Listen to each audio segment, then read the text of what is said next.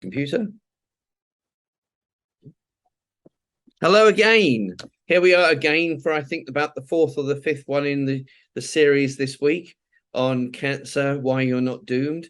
But today we've got George Cooper, who's done a show for me before. It's excellent. He's a traditional Chinese medicine expert, and he's down in Bristol. So good morning, George. How are you? Morning, very good. Yeah, Somerset's as beautiful as ever. All right, good. Good. It's been absolutely hammering down today over here, and we had lightning, really bad lightning all morning, about 5 crashes around the house. I thought it's going to be one of those days. I'm never going to record the show. Right, we're here today to talk about the top 10 herbs for cancer, Chinese herbs at that. So I'm really looking forward to this because, as you know, I think I use about 5 of them already. So good, excellent. So off you go. Go through them one at a time, talk a couple of minutes about it. I'll chip in when I can if I know anything. Well, just as a sort of introduction, in Chinese medicine, it hasn't stood still over the years, and these herbs are being researched scientifically. So, first of all, we haven't got 10, we've got 13, but that's just because the main reason for that is because I wanted to talk about mushrooms. Yep. So I suggest we sort of do cover the mushrooms at the end. Okay. Do them as the last 5 of the 13.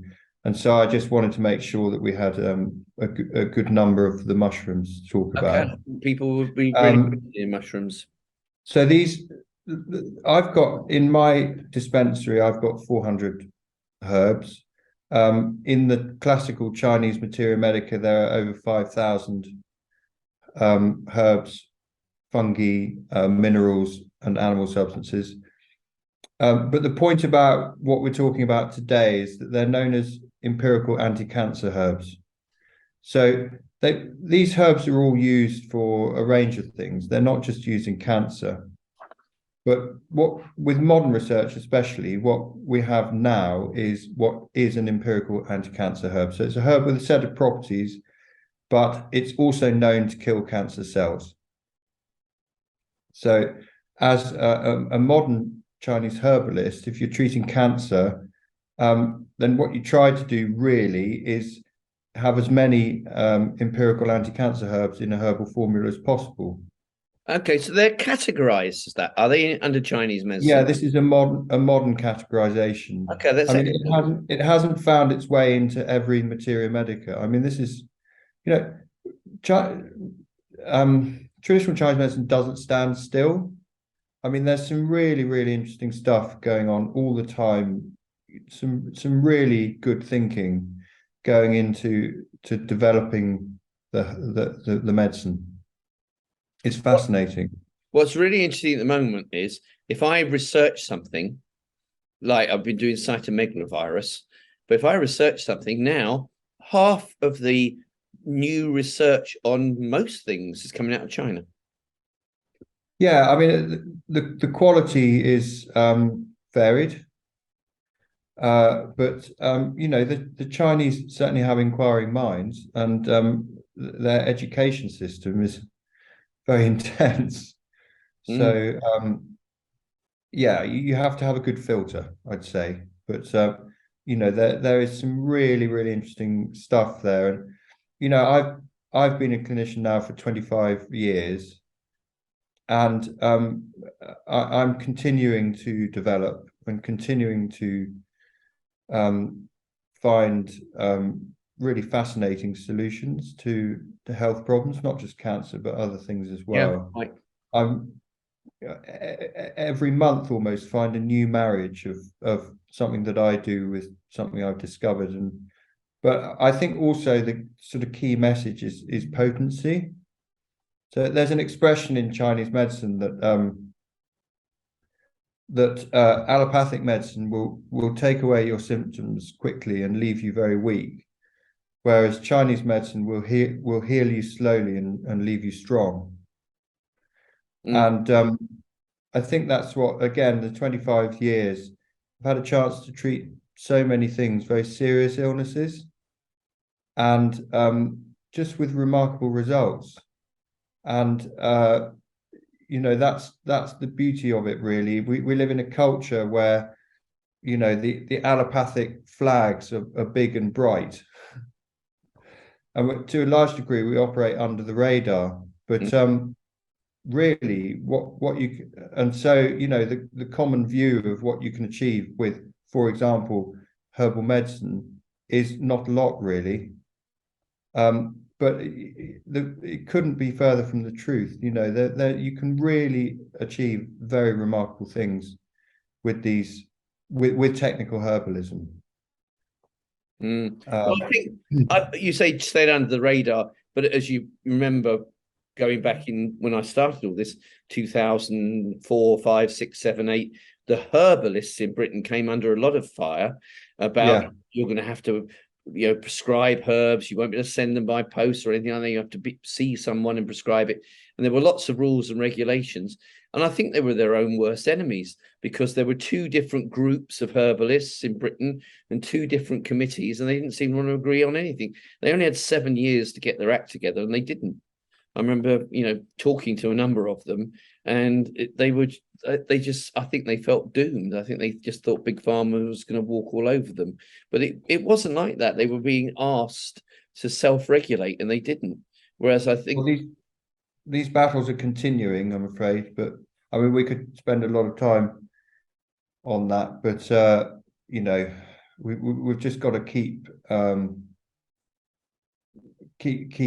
promoting the profile, really, of this remarkable. I think Chinese herbalism, though, is different, because when we talked last time, you were talking about the books, how they were categorizing it, how they produced, books that have literally have got it all in there officially. Yeah. And I don't think we've ever done that with Western herbs. Not at all. Well, you have to understand that the written history of Chinese medicine is 5,000 years. Whereas the written history of Western herbalism may be only decades old. I mean, Western herbalism was completely eviscerated in the Enlightenment. I mean, brought back to zero, really. I mean, you've got cold peppers or whatever, but its written basis was paltry, tiny, and very deliberately destroyed. But what the problem that you have is that Western herbalism is trying to rebuild itself on a scientific base, but it has no research budget. No. So if the amount of money that was going into pharmaceutical research was focused on herbs, then Western herbalism would be an absolute powerhouse. It would be remarkable. But you're right. You just need to spend so much money. Yeah, one of the problems, I think, is that the Americans' attitudes to herbs. The Americans don't actually view herbs like Europeans do, and they just see them as more food supplements, and they don't give them a 200-year records for something that's been used in Russia for 200 years. They don't do that at all. They're not interested. Yeah, I think that there are some exceptions there from what I know. But it just takes an enormous amount of time to change a culture. And the Chinese never changed their culture; they just developed it over millennia. And that's the great advantage. That is really those are the giants whose shoulders we can stand on, really. And I think in the West we need to understand that. We need to be very clear that we need to appropriate that culture for our own benefit. It's not happening. Don't you think the Chinese got a much longer view of everything? They're looking. They're amazing. Ahead all the time. They're amazing. I mean, the Chinese culture, it has some incredibly abhorrent aspects. These poor bears, with catheters in their bile ducts. I mean, I can't condone some of the cruelty, and there's a lot of focus on that, but it's a massive culture. It's a quarter of the world's population. The greatest, longest continuous written culture in history. It is Chinese culture, and medical culture is a massive resource. And if as a Westerner you choose to embrace it, then you're enlightened because it is just there for the taking, and with staggering potential for health. Well, you've obviously been there. I've been there as well. It's kind of just up the road for me, and it takes 4 hours. And I just remember on my trip leaving the hotel in the morning, walking out of the hotel, and there were, I kid you not, about 140 old people who were. It was December. It was -3, and they were all in donkey jackets and mufflers and caps and whatever, doing Tai Chi. I know. It's another conversation. It was just another conversation. You should do a Sunday show on blue zones. Yeah, because the Okinawan, which is largely based on Chinese health culture, the Okinawan health culture is so sophisticated, and it's the exemplar of that. I mean, they just get it. It's so sophisticated. Yeah. I cannot remember who it was, but the Chinese president was over about 30 or 40 years ago in Paris. I was over there at the time, and he got asked by one of the reporters, well, what do you think of the French Revolution? Because they've been talking about the Chinese Revolution, if you like. He said, what do you think of the French Revolution? And the Chinese Prime Minister said, it's too early to tell. Yeah. Everybody thought he was joking. He wasn't joking. He was really serious. So that takes us back to the long-term view of the Chinese. Yeah. Too early to tell. Yeah. Wonderful line. All right, let's kick off then. Let's have a little look at these 10 top herbs, shall we? Okay, so the first herb on the list is rhodiola, which I think is increasingly popular in the West. Chinese name is Hongjingtian, but the thing about rhodiola is that it wasn't. I didn't actually study it at college. It wasn't in my syllabus, and it always it confused me a bit why this was the case when I came across it. And the reason why is it's actually a Tibetan herb. So historically, rhodiola is always very expensive herb and hard to get hold of. But I think that it's now being produced in much bigger quantities. I suspect that being Tibetan, that it only grows at altitude, but you can imagine if they're cultivating it in Yunnan or Sichuan, there's plenty of places that can happen. But rhodiola is a wonderful cancer herb because so there's a theme. A lot of these herbs. So at the core of Chinese medicine is health. So this is right up your street, Chris. Is gut health. So essentially what the Chinese say, if someone doesn't have healthy guts, then they can't be healthy. So what you find with a lot of these cancer herbs, the big hitters, is that they strengthen digestion, and then they do their other stuff. So rhodiola is a perfect example of that. It strengthens digestion. And what happens with most cancer treatments is they hammer your guts, especially the chemical ones. But even someone who's having radiotherapy, the strain on digestion just to maintain balance and health is massively increased. So you need extra support. Beauty of rhodiola is it supports you. It's very powerful tonic, really powerful. Many say it's more powerful than ginseng. Ginseng is the sort of archetypal standard super tonic, if you like. But rhodiola is right up there with ginseng, and it strengthens guts. It has a very specific function of what happens when you have radiation or radiotherapy is that it obviously traumatizes the tissue, but it affects blood flow. What the Chinese call blood stasis. And rhodiola has a specific action of moving that blood stasis from trauma and burns. So it's a really, really good herb to take if you're having radiotherapy. In the lungs, it's anti-inflammatory. And it was what the Chinese called clearing lung heat and increasing lung yin. So it really supports the strength of the mucosa in the lungs and an anti-inflammatory effect. And it's calming. So it's another benefit of any herb, for people who are having a difficult time. If that herb is calming, then it can enhance their healing experience. So it's a really lovely tonic.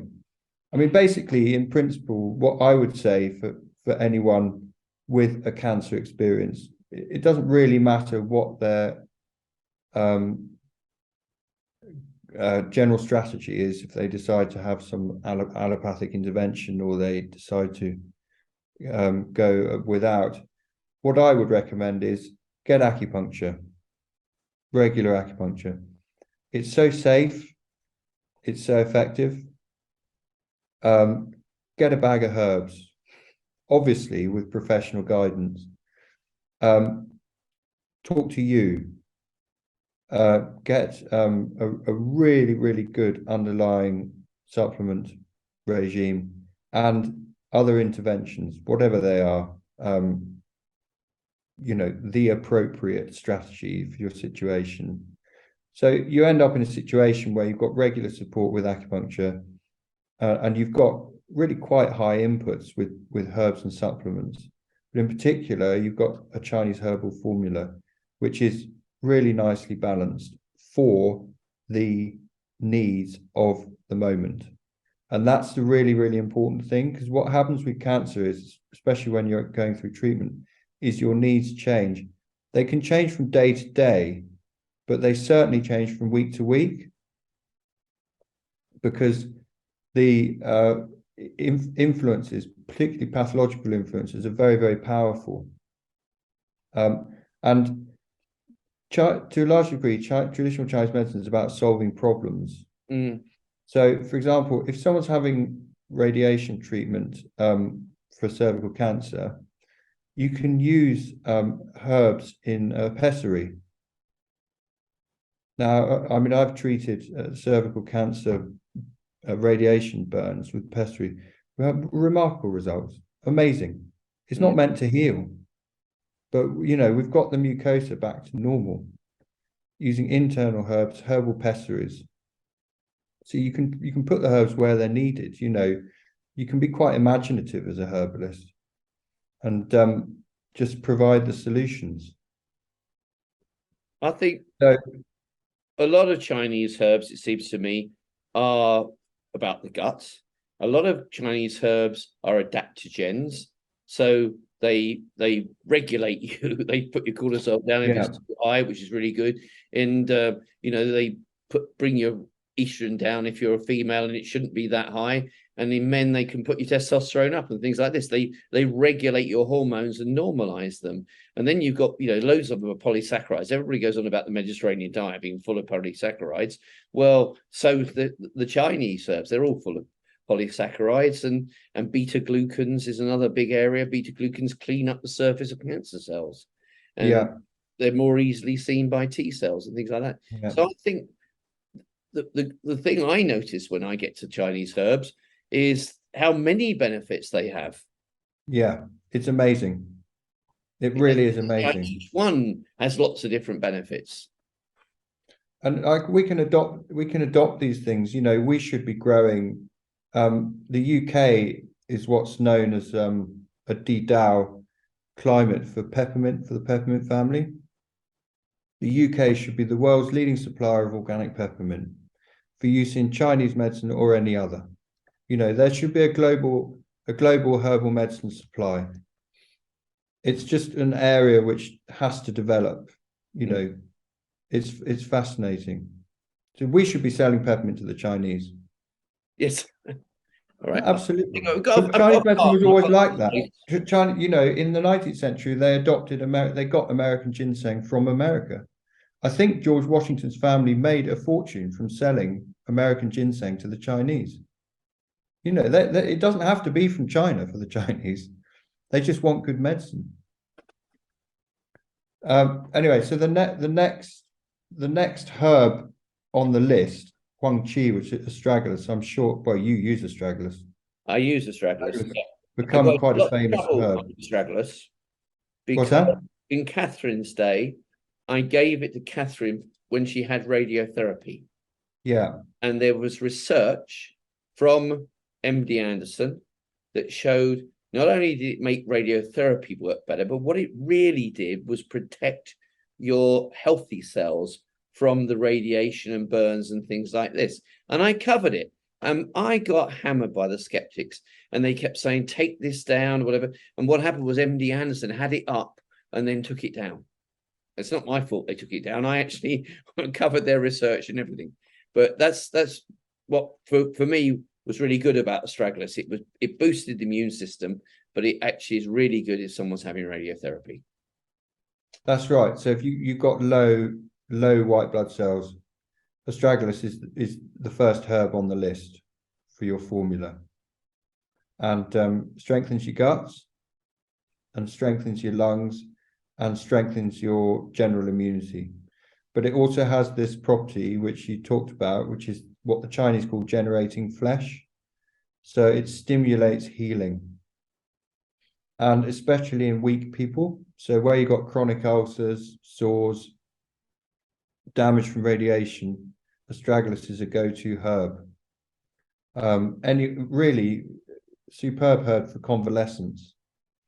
The other property of astragalus is it works brilliantly with other herbs. It's highly synergistic. It's a wonderful herb to have in the I formula. must tell you, it's a true story about Catherine, right? So Catherine had one round of drugs, wiped out her white cells completely, temozolomide, wiped out her white cells completely. And they gave her and her boyfriend this cigar box. I've never seen anything like it. And in there were disposable needles, and each one had a jab you could give yourself to improve your white cells.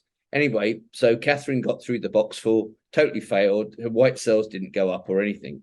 She came to me in France and literally lay by the pool for a month, and it went black.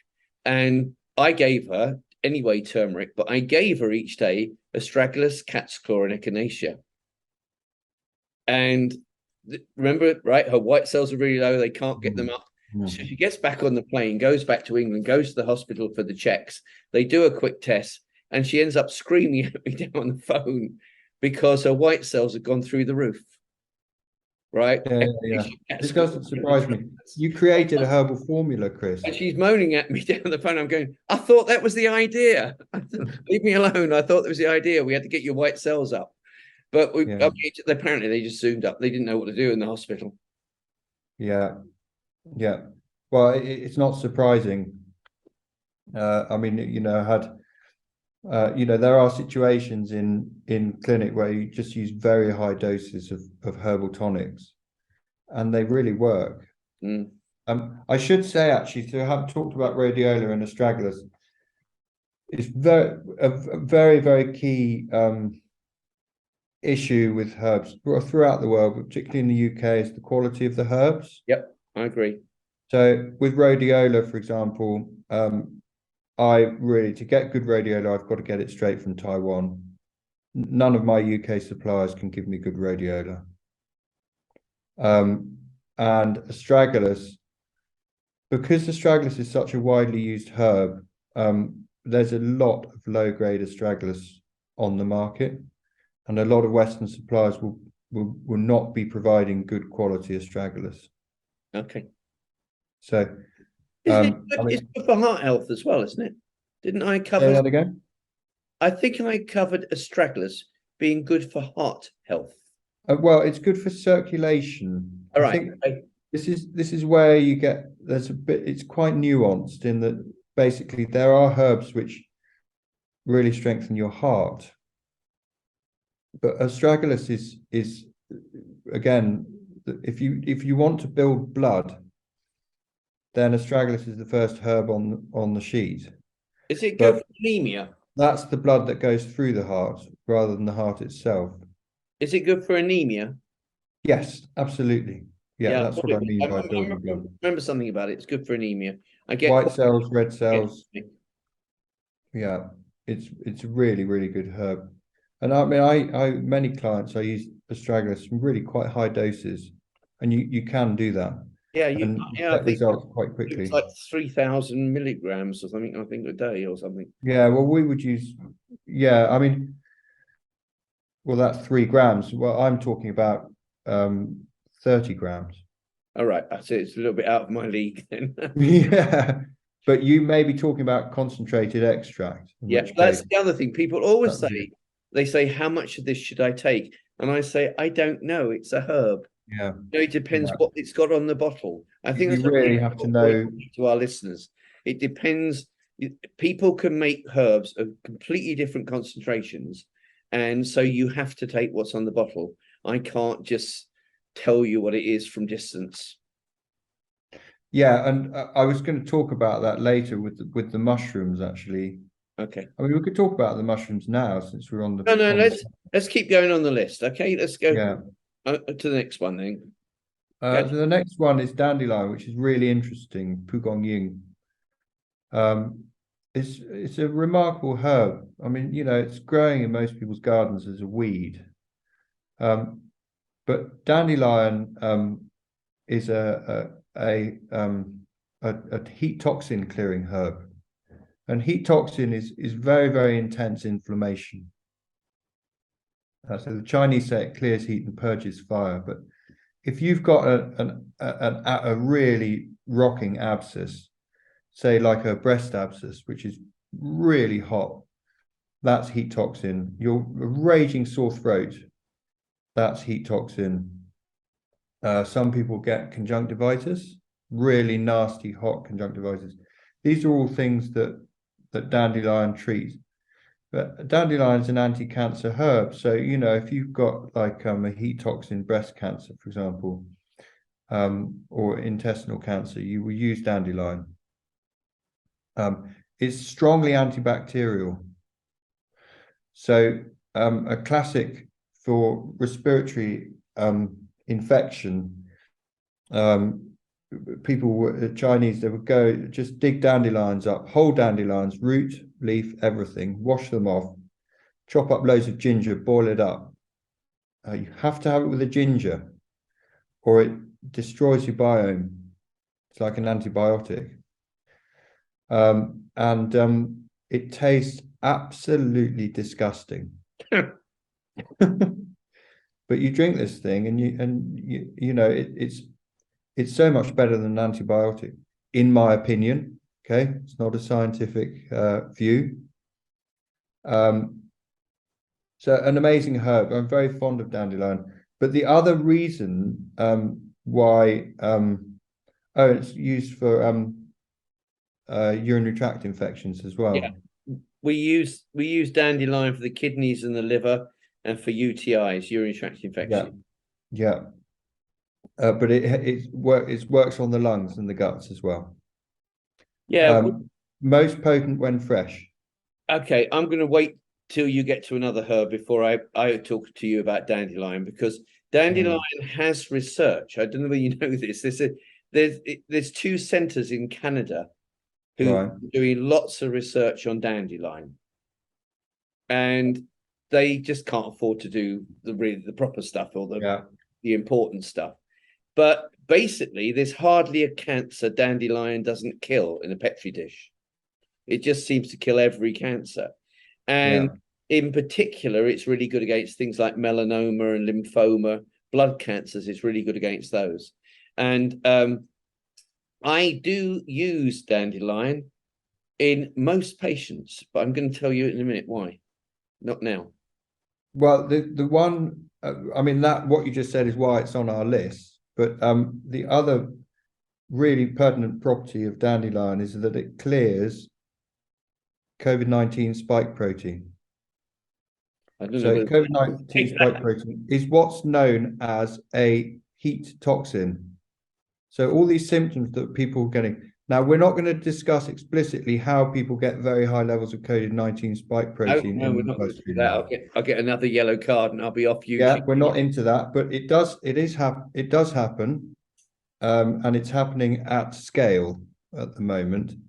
And dandelion is one of the key herbs to treat that heat toxin. Are you saying, let's keep it simple, are you saying that if I've had COVID, I should take it afterwards? Well, certainly in the acute phase. Yeah. And another very important herb for that is Jinyanhua, which is honeysuckle. And in fact, honeysuckle is a little bit more potent than dandelion for clearing spike protein. I have Australians, if I ever say to Australians, I want you to take dandelion, they say, well, I'll go out in the backyard, pull them up, wash them off, and then they break them like carrots and stick them in the oven and warm them up and whatever, and then eat them like carrots. That's Australians for you. Actually, as it happens, I am Australian. But yeah, but we normalized you when you went to Oxford. That's right. Well, we're not going down that route. My mother will never talk to me again. All right. You missed out Ganoderma. Yes, that's because I want to do the mushrooms in one. All right. Okay, I apologize. At the end. That just shows my ignorance. I didn't know it was a mushroom. All right, keep going. Okay, so the next one is a really. I had a feeling that if you didn't already know about this herb, Sanchi noted ginseng, it would have really lit you up because it's just an amazing herb.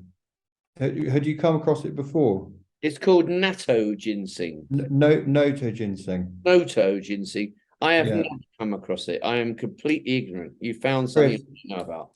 Hopefully it'll change your world. It really is. Noto ginseng is a very widely used anti-cancer herb. So there are four cancer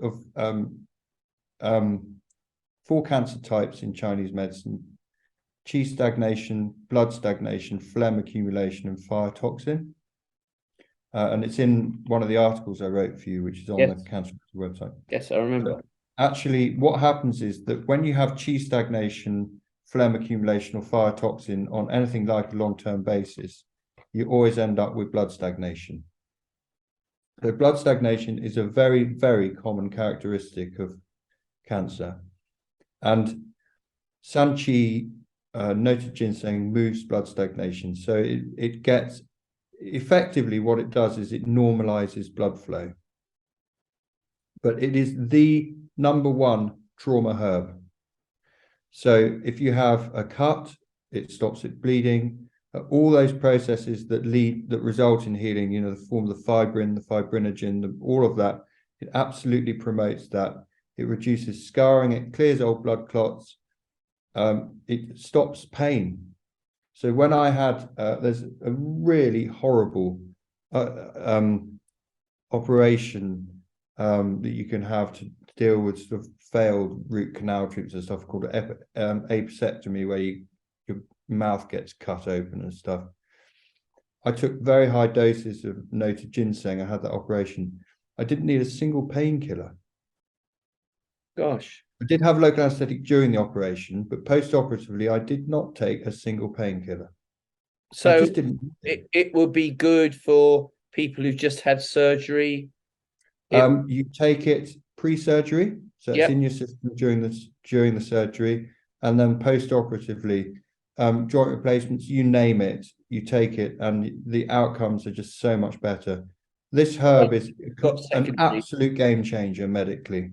What about people who've got secondaries and therefore pain or ascites, something? It is an anti-cancer herb, but you need to be very, very specific about your diagnosis of the origin of the pain. Like, it won't stop pain from swelling, for example, because then that's basically stress on connective tissue. Really. Something like ascites, where women get you really need to clear the fluid. For ascites, it's a different mechanism really to deal with the origin of the pain. Okay. I mean, it may be apocryphal, but Probably not, to be honest. The Americans couldn't work out why they couldn't kill the Viet Cong. And the Chinese have been supplying the Viet Cong with a product called Yunnan Baiyao, which means white powder from Yunnan, which is mostly nota ginseng. And it meant that the Viet Cong could be shot and cut, and they could just stop the bleeding. It really does stop bleeding. Cool. You know, you use high doses. So everybody should have it in their little cupboard at home. We've made a yeah, you absolutely have it in the cupboard at home. You have it. It's called Yunnan Baiyao. You would be able to get it where you are. I think you can buy it on eBay, believe it or not. I want to stress to everyone, you know, listening to this, that, you know, they need to do their own research, and that this is not specific medical advice and all of that. Yeah. This is traditional medicine. But well, it was funny to mention the word COVID again. It was really funny because, you know, when we all got it, my wife got it, and then she gave it to our son, got it, and then I had no chance. And out came the herbs. And the Thai government has approved 2 herbs for COVID. I had, in the world of COVID, as a herbalist, I had massive confidence. Yeah. You know, I knew I could look after my clients. I was not worried in the least. All of them. Well, they even did a study. Admittedly, it was on prisoners in jail, but the Thai government, but they were all getting it like crazy, COVID. And so they, you know, what better to test it on them, and it worked. Yeah, I saw there's some really good stuff in Thailand, actually. Yeah. Okie dokie. So if you enter the world of nota ginseng, your life will change forever, in my opinion. I will try it. I promise. And you personally, you know, if you come, someone's having an operation or something, you should feel free to just get in touch with me, and I can guide you through the operative protocol. I'm prepared to touch wood at this point. The last time I had a drug or was not even healthy I was 32, and as you know, that's a long time ago. Well, yeah, I know, but you might need a new knee, or in my case, both my parents had joint replacements. You know, it happens. New knee, but I soldier on. So the next herb is danshen, which is Salvia miltiorrhizae, red sage root, which is also a clear blood stasis herb. It's a very different type of herb from sanchi. So its specific cancer activity is classically indicated for uterine cancer. But salvia, yeah, it's a type of sage, but it's the root. It's not those lovely little red flowers then. They were salvias. I love danshen. Herbalists do have favorites, and I have a real fondness for danshen. It's such a lovely herb. I mean, so as I say, indicated for uterine tumors, but you'll find it in other cancer formulas. It has it's a very strong heart tonic. So it cools the blood. So it's anti-inflammatory, and it promotes sleep, and it's calming, and it's also a blood tonic. So herbs that move and strengthen are really lovely herbs, because, you know, they're working not only to get things moving, but also to create the strength to move, to support that movement. What does it do then for uterine cancer? Does it knock tumors back, or? Yeah, well, in principle, scientifically speaking, I mean, your previous drug would be really good for women who have hysterectomies, I would have thought. Absolutely. Yeah. And so what does salvia do for people who've got womb cancer? Because I'm getting a lot of people with womb cancer at the moment. Well, they start taking it immediately. But you'd want to balance it in a formula. You wouldn't necessarily take it as a standalone herb. Okay. It is almost taken standalone. There's a modern formula called Fufang Anshen Pian, which is for people who've had heart attacks, and there are plenty of those. So it's for heart health, and it is a combination of, it's mostly danshen, and then it's got some nota ginseng, and then it's got borneol. Are you familiar with borneol? No. You're basically, You've exposed a total lack of knowledge on It's about fine. 50% This of is it. stuff. There are hundreds of these herbs. There are hundreds of them. Yes, I know. I don't think Um, I've got enough years left in my life to learn. yeah, I know. It's like my Learn Chinese project. Yeah. But borneol is a very high in menthol. Yeah. And so you use a tiny amount of oil. The menthol helps it to sort of penetrate, but in principle it's danshen and nota ginseng combined, and it just keeps your heart strong and stimulates the blood circulation in your heart. Salvia. Salvia miltiorrhizae. Okay, this is salvia. Okay. Miltiorrhiza, sorry. I mean, what's just as a little aside, I mean, my daughter and my son at school learn Chinese. Yeah. You know, you might think Thailand's near to China, or people might think it's not really. I mean, we're probably nearer to India, but no one learns Indian. I mean, they learn Chinese at school. In fact, I'd love my to. kids learn Spanish and Chinese, are fluent in English and fluent in Thai. That's frightening. Yeah. They speak 4 languages, or they will speak 4 languages. Well, it's encouraging as a parent if they actually get on and learn the languages. Well, I can't learn Thai because the end you get a word, and the end of the word is what determines what it means. Yeah. I can't do it for you, but never mind. And my problem is my hearing, as you know, I'm deaf, and Yeah. I don't hear the end of words, even in the English language. So I'll give up with Thai. I mean, Chris, I can talk enough. that sounds like a fabulous excuse to me. Yeah, it actually isn't an excuse. They tested me in the hospital. No, I mean that. I mean that in that it's something that you could use to your advantage. That's what I Yes, mean. I do use it to my advantage, but Yeah. it is a bit annoying because if I do talk Thai, they'll go blah, blah, blah, back to me, and I go, I'll give up straight away. All right, what's the next herb? So the next herb is a favorite of yours. Yes, it is. Yeah, familiar territory. In fact, you could start talking about it if you want. Honokiol. It comes from the magnolia bush. You can correct me. It comes from the magnolia bush. The best honokiols have magnol in them. There are 20 centers in the West researching it. They've all done the test tubes. They've all done animals. And 3 of them have actually said, we've got to research this with humans in a proper clinical trial because this stuff works. And what does Honokiol do? It actually is really quite important because when cancers go to spread, about 9 out of every 10 cells go into the lymph. And that's what Honokiol does. It attacks cancer cells in the lymph. And actually, dare I say, it kills them. And we use it before bed alongside the drug loratadine, which is an antihistamine. But we always use Honokiol with things like dandelion. We put Honokiol and dandelion together. Now you're going to tell me I've got it wrong, but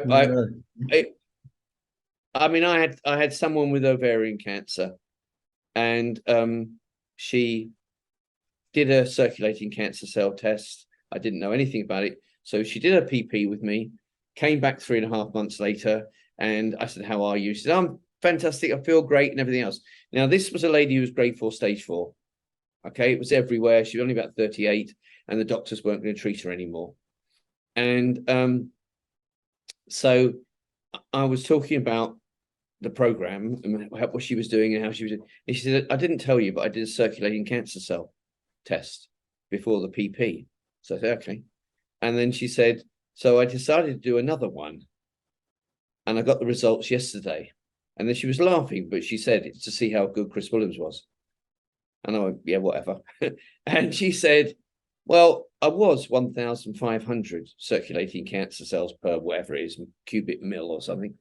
And she said, "As of yesterday, I'm below 300. Well, I mean, old men like me have got 300 in them. Normal people have got 200. And I carried on talking. She said, hang on. Don't you think that's a wow moment?" So I said, "Yeah, I suppose it is. It's what I do." And she said, "Well, what did it?" I said, "Well, I cut your blood sugar, I cut your blood fat, but I use an antihistamine to stop the thing spreading, but I use Honokiol, dandelion, and a couple of other things to stop the thing going anywhere. I killed it. I attacked it in the bloodstream, in the lymph stream, actually. And that I'm convinced that's what works. So what you did, Chris, is you made a simple herbal formula. I made my own herbal formula, yes. Honokiol, I always use it too. I mean, I must use it on anybody who's got cancer, almost everybody who's got cancer. But I like Honokiol for another reason, and that is I've just been talking to or we got him on the show. We got this guy Slocum, Dr. Slocum from Istanbul. And what they do in Istanbul is they aren't alternative, they use chemotherapies, but they make them work better. And we were talking about this. And he uses hyperbaric oxygen and hypothermia, so everything I do. And we were having a little chat off air, and I said, and I use 4 supplements to make the cancer cell weaker and make your chemotherapy work better. And I use berberine, and I use melatonin, and I use turmeric, but I always use Honokiol, because that's what Honokiol does. It makes cancer cells weaker, and the drug kills more of them, and Honokiol knocks them out anyway in the lymph system, and dandelion helps it. So I wonder whether the Honokiol is working in the same way that borneol works. I've no idea. Did you remember how I said that borneol is basically very high in menthol? Yeah. And it basically helps everything. Anything with menthol in it, it penetrates tissue. So we use in liniments that you rub into the skin, you want them to penetrate, they have high menthol content, and it's the menthol opens up the pores and the liniment penetrates. Honokiol is from magnolia bark. It's very, very aromatic, extremely aromatic. And so in Chinese medicine, it's used to treat phlegm type cancer. So one of the 4, so particularly indicated for like obviously lung cancer and breast cancer. There is really good research. It's how I first spotted it. It was for women with breast cancer, and it stops the breast cancer going to the lungs. That was about 2006, 2007. So I've been what you're Honokiol ever since. Yeah. So what you're doing with your combining it with dandelion is you're covering 2 of the bases. So you're treating the phlegm type cancer and the heat toxin type cancer. But of course, it's absolutely typical for cancers to have more than one of the characteristics. Often 3, because if you've had phlegm and heat toxin type cancer for any amount of time, then it will have caused blood stagnation and so on. What happens with some breast cancers is you get chi stagnation from stress. So the phlegm type cancer accumulates, that's the nodule. You get the stagnation of the chi in blood, so the heat builds, that's the inflammation.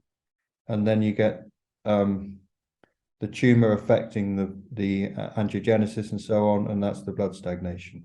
Yeah. So you get all 4. I ought to say that I think you know this anyway, but I don't just stop there. For example, when I make most people do green juices because I want them to get glutathione, but you have to make glutathione yourself. So I will not use pills. I will not use IV. I want people to make glutathione.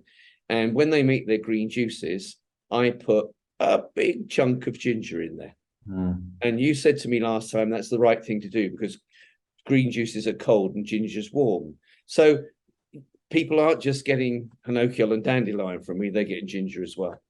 Yeah. You're balancing it out. Yeah. So absolutely crucial.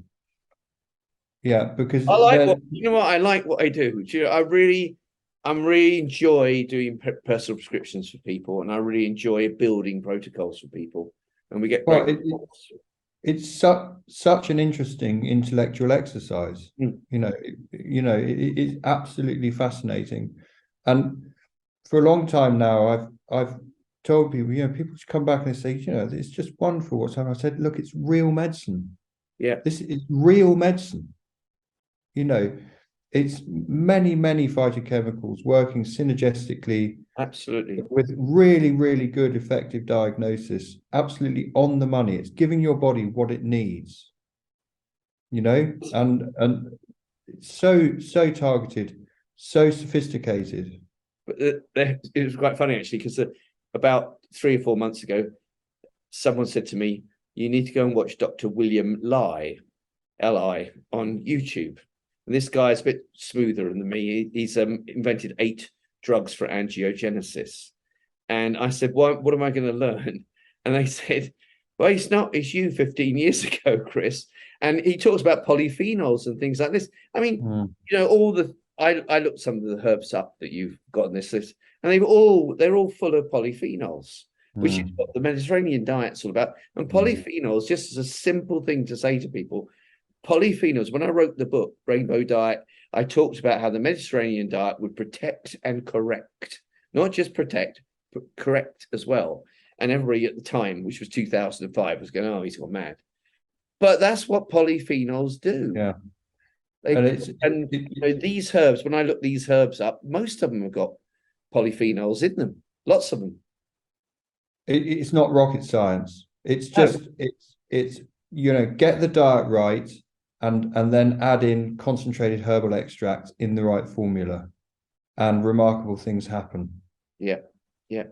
So that's Honokiol. I unless you've got any other things, I really like. Well, I mean, there's plenty more about it, but that's really the relevant stuff for cancer. But and then the next herb is another one of your big favorites. Say again. The next herb is another one of your big favorites. Yes, not that I ever use it much. Go on, Artemisinin. Yeah. All right. I tell you what, before I even mention a word, can you clear this up for people? Yeah. So there is Artemisia annua, which is the plant. Yes. Yeah. The active ingredients can be artemisinin and artesunate and something else. I can't remember what the third one is. Yeah. And tell me the difference between the active ingredients, because there is something called an RGCC test, and we'll talk about it on another show. And what happens is people measure their circulating cancer cells, like they did, they spin it and everything else, and then RGCC put certain drugs and certain natural compounds against your cells and tell you what works. And they've always used artesunate in the test for as long as I can remember, 20 years. And that's not what we use. We use artemisinin. Yeah. And so what is there a difference, or are they almost the same? Well, the answer is I don't know. Okay. I think probably what we're experiencing is a bit of excessive reductionism, in that, it's probably hard to discern the relative merits of the individual chemicals off the back of those two different approaches. I mean, my experience is using whole herb extracts, so it's a bit different. Use the whole herb Artemisia annua whole herb extracts, Qinghao. Okay, so it would have both. Yeah. It would have both in there. All right, I'll go with you. Absolutely, and I mean, the point about that is that then you get the synergistic effects of the many thousands of phytochemicals within the herb. There are some brilliant studies from the summer of 2017. There were about 3 different studies. And what it was doing, it was knocking colorectal cancer tumors back big time. But the trouble was the scientists didn't say what it did. So, number one, it's absolutely true that artemisinin can knock colorectal cancer tumors down. Number 2, for us, we know that it kills yeasts, right, which are prevalent in colorectal cancer. Yeasts don't cause colorectal cancer or cancers, but yeast do actually set up the conditions. So they're anaerobes, so they lower the oxygen. It's a nice area for cancer to be in. Cancer wants low oxygen. But artemisinin also attacks about a third of all parasites, and it kills the worms basically, and also artemisinin kills E. coli and some bad bacteria, and finally artemisinin can kill cancer cells. And there are two professors and a doctor called Dr. Singh, out of I think Washington State, who bound ferritin to artemisinin and knocked out a lot of brain tumor cells and leukemia, I think. And what happened was the cells sort of open up, the ferritin went in, took the artemisinin in, artemisinin killed the lot. We got the protocol, we got the research. So yes, I do like it. It's a good, powerful herb. I mean, it's a very good herb to use in weak people. In weak people? Yeah, right, people who are already weak. You can answer this question. Okay. I had a chap with colorectal cancer, and we built a program for him, and he was doing drugs, official drugs. Yeah. And he rang up Wendy in the office and said, "Your bloody Chris Woollams and his artemisinin gave me jaundice." Mm-hmm. And I talked to two Brit herbalists who've been chairman of the council and everything else, and they said, never heard of it, giving jaundice. I looked everywhere at first, couldn't find it. Then I did find it. And the Singh and everybody's protocol, they just use artemisinin throughout the year. I don't now, because artemisinin is best pulse as far as I've read. So I use oregano oil rotated with artemisinin, 1 week, 1 week, 1 week, one week on, 1 week off, because I don't want to give another person jaundice. Is that sensible, or am I? Well, the truth is, used to being overly defensive. It's not a toxic herb, and it wouldn't surprise me if you could find Artemisia annua in a jaundice formula. Treats the liver. It's anti-malarial. It's a light aromatic herb. You got a guy taking drugs. You're giving him a very mild herb, and he blames it on the mild herb. Well, we've seen that before, haven't we? So, I think you can read too much into this, basically. It really is a case of, I could use people, doctors even, who travel, it's anti-malarial, so they'll take, the herb, Chinese name is Qinghao, they'll take quite high doses of concentrated extract daily as an anti-malarial when they're traveling in Africa. Yeah, so, we should tell people that what happened was a Chinese doctor, lady doctor, spotted that in villages where it grew, no one got malaria, and it took her 17 years to literally beat each one of the 5 malarial herbs, and she won her Nobel Prize, I think, in 2015. Yeah.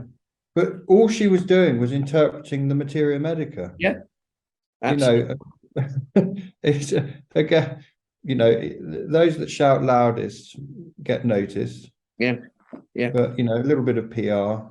But they've been using Qinghao for malaria for thousands of years. Yeah. Okay. Yeah. So, but there are many incidents with cancer and cancer treatments where people get what are called deficiency fevers. They become very weak and they develop a sort of low-grade fever. And that's the primary use really for Artemisia in cancer treatment, herbal medicine. Good, excellent. I'm glad we used very good for menopausal women as part of the formula as well. So the next herb, kelp, I think is a bit of a sleeping giant. I'm dying to include this in the list.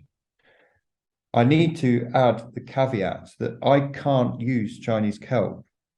and nobody can, because the pollution levels, heavy metals in Chinese sea are so high that Chinese kelp is truly toxic. So what I do is that I recommend that people go to the health food shop and they buy Canadian or Norwegian kelp. So a little bit of improvisation, but All you right, need to be very let me say what this is terribly interesting. So Norwegian or where else? Canadian, Canadian kelp. very low pollution levels in Canadian West Coast. Okay. What happened to me was I had 3 women in 1 week, all with breast cancer, and they were all on levothyroxine. And at the end of the week, this was 12 years ago or whatever, I thought this is too much of a coincidence. So I looked up levothyroxine on Google, and lo and behold, there it is. It lights up. It causes breast cancer down a rival pathway to estrogen. Cut long story short, I wrote an article. I had 6 nurses saying this is really, really interesting. We've seen this too, women on levothyroxine getting more breast cancer. And then an American doctor who read the article wrote to me and said, you don't know what you're talking about. Quite possible. He said, first of all, with anybody who has a thyroid problem, we would test them for iodine. And in 95% of cases, they need iodine. And he said, it's only 5% of people who actually need to have their thyroxine propped up. And then we would give people different doses, depending on whether they were tall, fat, thin, whatever, and whether it was summer or winter.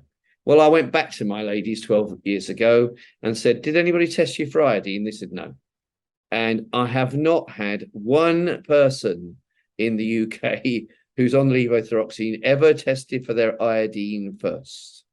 Yeah. And the other thing I'm going to say publicly is, however naughty this is, we have weaned people off levothyroxine by giving them kelp. Sea kelp or sea moss. We've weaned. And so many people are taking thyroxine. Dreadful. So many people. Dreadful. Kelp is an amazing herb. In Chinese medicine, they say that salty herbs soften masses, which basically means that hard lumps like goiter are softened by people get lumps all over the place, don't they? But well, think of kelp is a major cancer treating herb.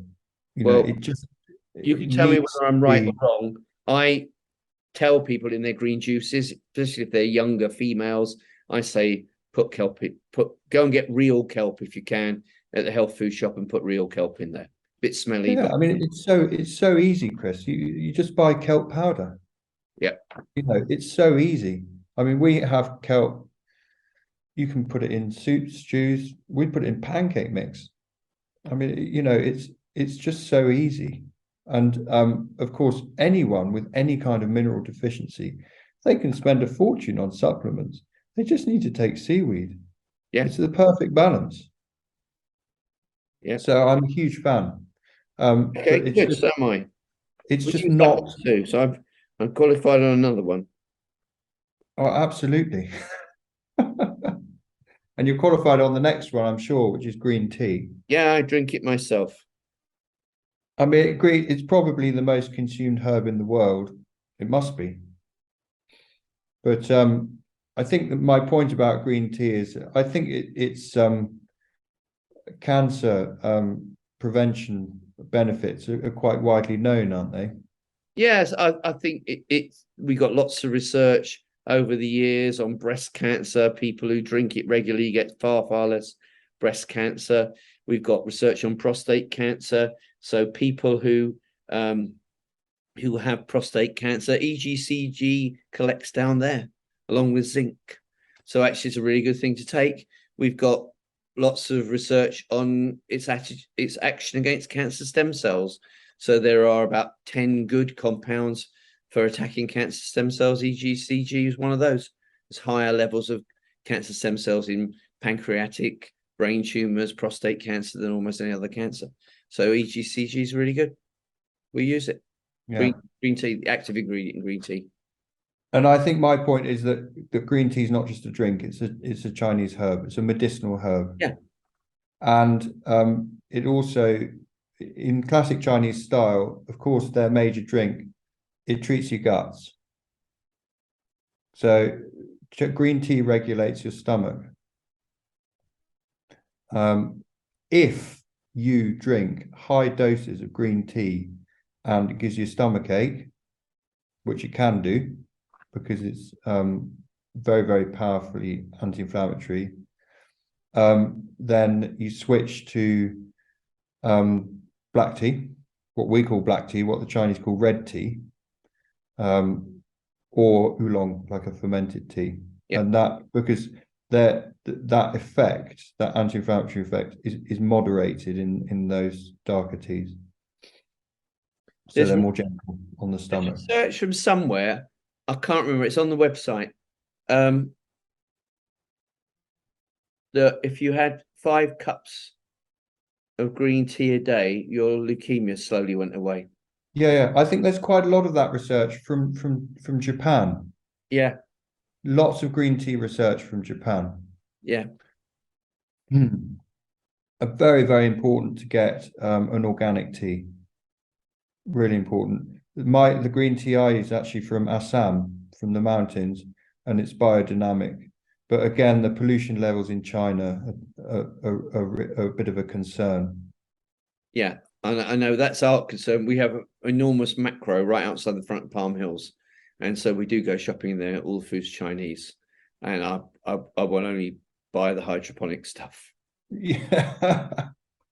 Well, the legend in China is that the farmers all have their own organic patch for their own food themselves. Yeah, I'm not surprised. But, the herbs I use, a lot of them are Chinese produced, but they're produced traditionally. They're small scale production, typically organic. It produces better, de facto organic produces better herbs. But I always buy them through Taiwan because the heavy metal testing is much, much better in Taiwan. Long may it continue. Yeah, exactly. What a worry. Yeah. Green tea. The only thing I would say about green tea that are negative. When I went to the dentist in Bangkok, I said, "Look, I'm sorry, it's the odd glass of red wine." And she said, "No, it's not. It's green tea." She said it makes your teeth slightly brown. It's green tea. Yeah, I mean, I tend to drink my green tea fairly weak, but because it's such good quality and it's so aromatic, it's still a delicious drink. Yeah.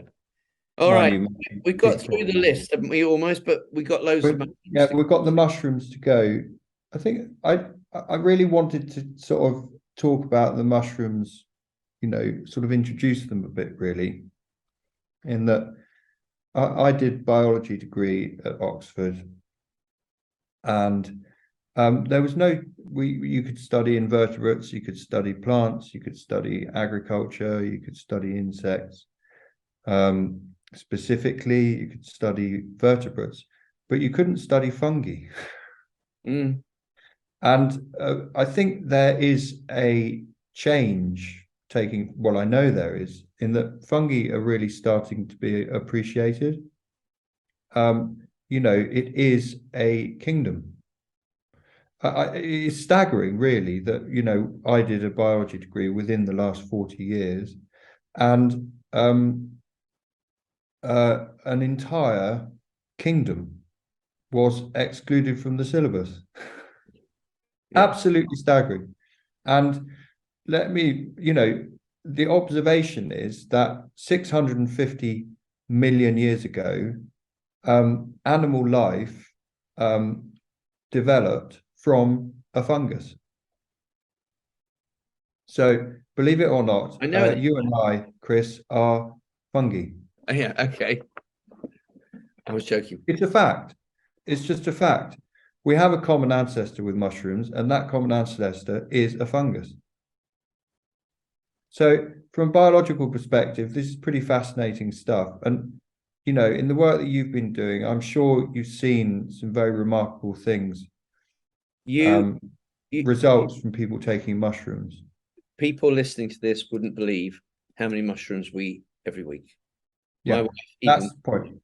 she I'm she sure. took the old chicken hutch, shut it down in terms of light, and grew mushrooms in there. Yeah. So in Southeast Asia, on average, by weight, you eat 20 times more mushrooms than we do in the UK. Easily. I mean, Easily. I do. Yeah. We have chicken and ginger, and it's got spring onions and mushrooms and whatever in it. It's one of the healthiest dishes out. So in terms of health, mushrooms and fungi are unbelievably important. I So we think talk about the gut biome, talk about the gut biome. And again, this is in the context of this complete lack of not just focus, but recognition of the fungal kingdom. The I, research, I think I might have photographed and sent you a copy of this article. Very recent research on gut, on mouse large intestine. They discovered a healthy mouse large intestine is entirely lined by fungus. Did you see that one? I haven't. This is really recent research.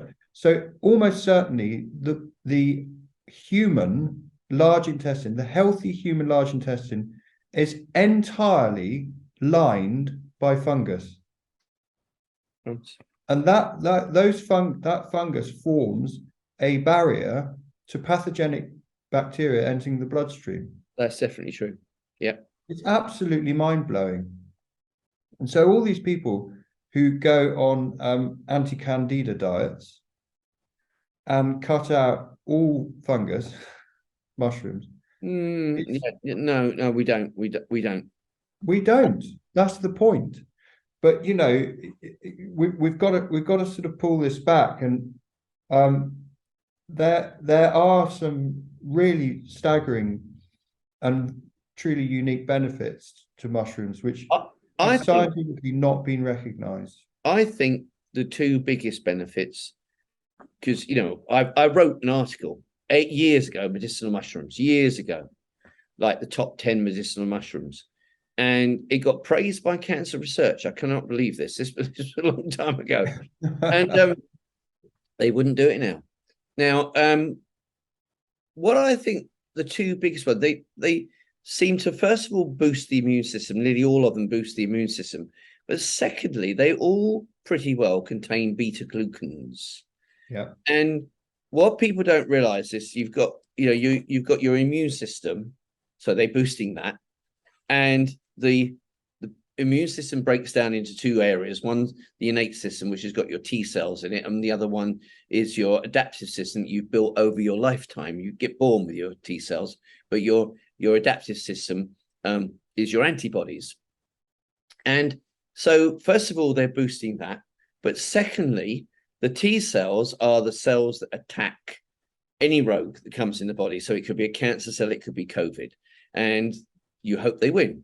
But cancer cells actually stay clear of T cells because they cover their surface with proteins.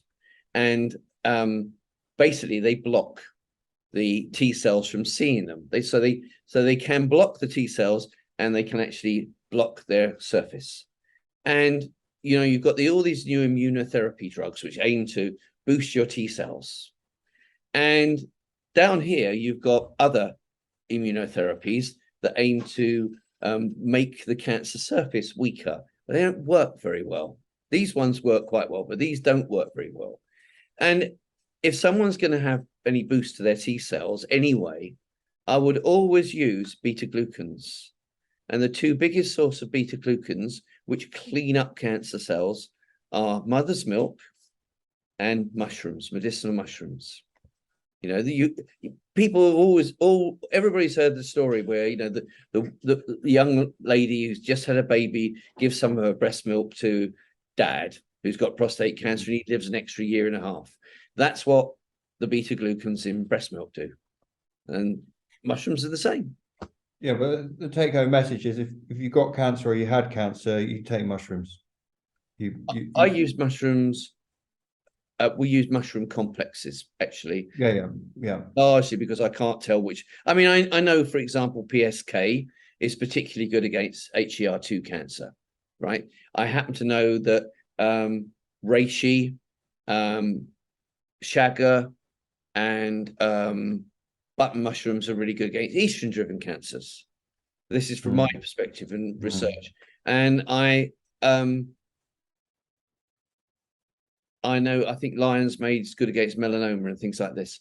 So I've got a kind of list in my head, and obviously not at the moment, but I've got a list of what does what in the head. But it's quite hard. It's quite hard to actually sort out for someone like me, and it must be incredibly hard for patients to sort out what mushroom does what. Well, that's something that that we can work on. But I think the greatest challenge actually is getting a really good quality. The quality of the mushroom. You need a concentrated extract. Yep. And another time we can talk about this, but there is most of the mushroom products out there are not good enough. Yeah, I think I'll come back to where I live. I mean, just up the road, there's this huge mushroom museum. It's like state of the art on mushrooms. And Korea is big on producing mushrooms, and China's big on producing mushrooms. Mushrooms are far, far more a way of life out here than they are in Europe. Yeah. So the mushroom, if you're taking mushrooms, they've got to be organic. And don't eat Chinese mushrooms. Okay, well, because they concentrate heavy metals. The other one I was watching was Shiitake. And the reason I was watching it was because we get HPV cancer in cervix, but we also now increasingly get it in the throat. So I've got 5 men in their 70s in Vancouver who've all got HPV-driven throat cancer. And there was something in shiitake mushrooms, and Texas Medical School did loads of work on it. And it's called AHCC. Now, I know you're going to say, what's that stand for? I haven't got a clue. I can't remember. AHCC. And anyway, they put AHCC into people, real live people, for 6 months. And basically, in half the cases, their HPV went away. So it can be knocked on the head. And it's a huge, huge immune booster. That's what it is, because things like herpes and HPV come back out to play. They live in the nerves. And when you're run down and your immune system goes down, they come out to play. And that's all these 5 men in their 70s all were at great pains to point out. They would lean forward to the screen and they would whisper to me as if the Zoom couldn't hear it. And they would say, I've been totally faithful to my wife for 52 years. And I was trying to say, yes, I know you probably got this when you were 20 or something like that. It's some have dived into the nerve endings, and that's where they live. Yeah. They're just calm for 50 years of your life. Yeah. I think that so if you take reishi, which is the first on our list, which is Ganoderma or Lingzhi, absolutely legendary mushroom in Chinese culture. You find depictions of reishi mushrooms on a huge amount of Chinese porcelain, and so it's known as I think it's known as the 1,000-year mushroom or something. It's meant to extend your life. It's a very, very strong tonic mushroom, and an immune tonic, but may also reduce toxins. So it's been seen to be a powerful anti-cancer mushroom. So these mushrooms tend to have a characteristic of being constitutional tonics. And for strength and for life extension, constitutional tonics are the way to go. I've got this theory that the reason for this is because they have this physiology which is closer to animals than plants, and so they have these unique properties, and you have nutrient density which is particularly good and unique. I think that's very, very true. When you think about where mushrooms live. I think chaga comes from basically moldy trees in Russia, but picking up all the nourishment. They're fantastic at picking up nourishment. Well, and creating it. Yeah. Creating these incredible biochemicals. Fantastic. Yep. I mean, lion's mane. So as you know, I've had major nerve pathologies myself, which caused me terrible problems for decades. I've taken Chinese herbs, refined the formula and stuff, but my really big personal breakthrough was when I started high dosing a really high quality organic lion's mane mushroom. So lion's mane is anti-cancer, but it's one of this tiny number of natural substances that stimulate not only nerve healing, but nerve regrowth. So would it be good the only one that I know of that's legal? Psilocybin does it, but we're not allowed to take it. Would it be good for neuropathy, lion's mane? Absolutely. It's the go-to. It's first on the list. Every single person in the world with any form of dementia should be taking high dose lion's mane. Okay. Full stop. No, I get asked, about 1 in 10 people who've been doing things before they came to me, they've got neuropathy. And I've got one man that happened, and he had immunotherapy. He's beaten his colorectal cancer. Yeah. And he just says, Chris, what do I do about my feet? I can't walk very well. It's so hard to treat. He should take a high dose vitamin D with a high dose lion's mane.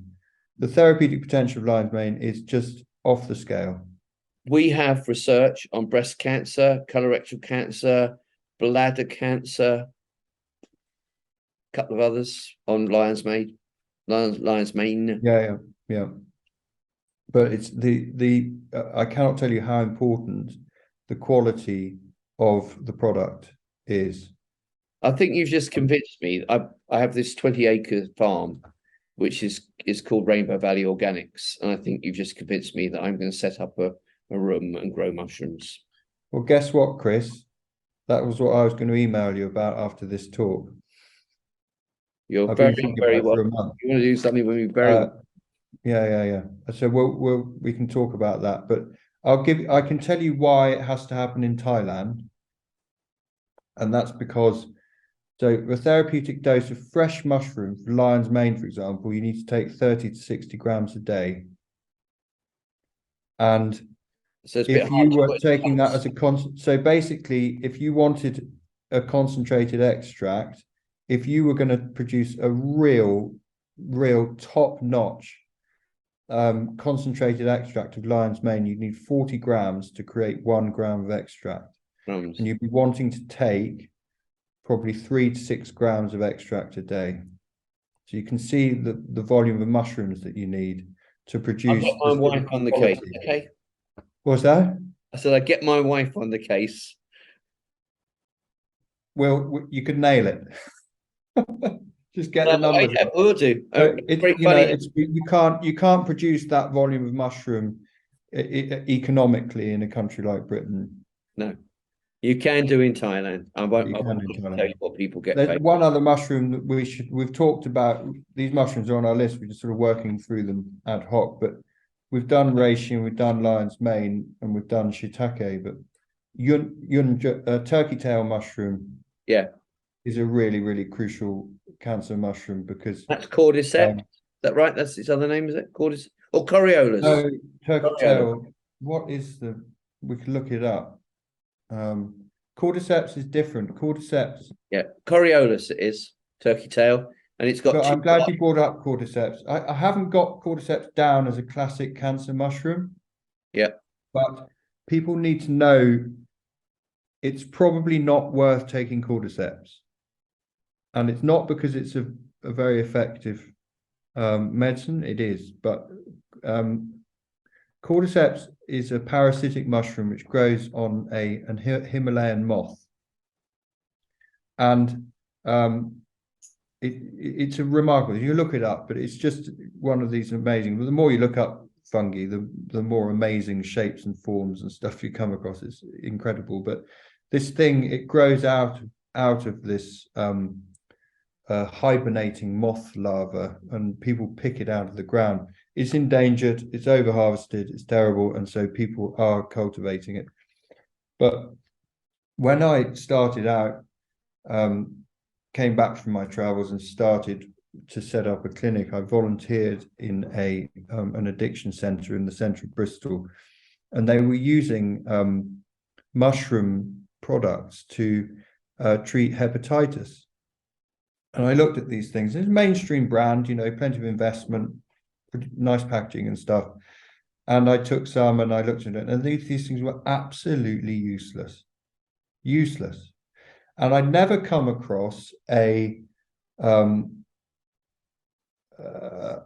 effective cordyceps product. And I'd long suspected that they just weren't growing them properly. And not only that, but then they weren't processing them properly. And so there's a study that's just been released this year on cordyceps, which basically confirmed my suspicion. So what they have always done is they've grown cordyceps on rice bran substrate. The problem is it grows on caterpillars. So what these researchers in Korea did was that they grew cordyceps on different substrates, and then analyzed the active components in the substrates in the cordyceps. It must change completely. It changed completely. So they got the highest level, 100 times high, 100 times more active component when they grew it on Japanese black rhinoceros beetle. So I didn't read the code, but it must be the larvae of the beetle, I'm sure. So it's just, this stuff really matters, is how it's produced. So do you believe that basically, I don't know, going to a shop in England, Boots, the chemist, and getting a mushroom complex is a waste of time? I believe it's a waste of time. Okay. The lion's mane mushroom that I take is from a wholesaler that I've used for years. I came across it. I thought that looks good. They use the lion's mane mushroom itself, which is dehydrated powder, used as an excipient, and then they put an ethanol extract on top of that. I think what we'll do, if you're game on, I think we'll take the 12 mushrooms and we'll write which cancers we've got some evidence for. And we'll try and make it simple for people so they can go straight to the mushroom, because that's, I think, what confuses people. I won't name names, but one of Britain's top mushroom people, I rang that person up and said, can you just help me? Can you answer a simple question? And I said, can you tell me which mushroom is best for breast cancer? 1 hour later, I had to put the phone down because I had PP to do. And I was none the wiser. No, so it needs to be presented in a simple way. Yeah, it needs to, I think the whole thing about mushrooms is they really work. You've got to be organic. You want the right ingredients and the right concentration. And you need to know, all these listeners today need to know exactly what mushroom they should be taking. I tried to give a little list earlier on, but we use reishi, chaga, and button mushrooms for breast cancer, estrogen-driven cancers, and we use PSK for HER2 cancer because we've got research on it, and well, I know the expert to give us that information, so we can get the information and organize it. All right, we'll do that for everybody. Okay, yeah. Is that it? Have we exhausted? Oh, it's just turkey tail. Yeah, we need to talk about turkey tail because it really is. It seems the mushroom to take if you're having cancer treatment, allopathic cancer treatment, because it's got the quality of as a tonic, maintaining the strength and the digestion, but it also removes the toxin. So it's a really good adjunct if you're having the treatment. And if people want immediately to find out more about that, the great and very sort of erudite and communicative expert is a guy called Paul Stamets, Stamets, and he's probably the leading expert in the world on medicinal mushrooms, and he treated his own mother with turkey tail, so he's particularly keen on it. But he's put some good information out on there about that. All right, we'll try and do something. We'll try and produce over the next 6 months some sort of kiddies guide for cancer patients. I think it'd be really, really useful. Yeah, I agree. And then work towards producing some really, really good mushroom products. All right. I think you're probably exhausted by now. We've tested you out. Thank you very much. It's been a pleasure, Chris.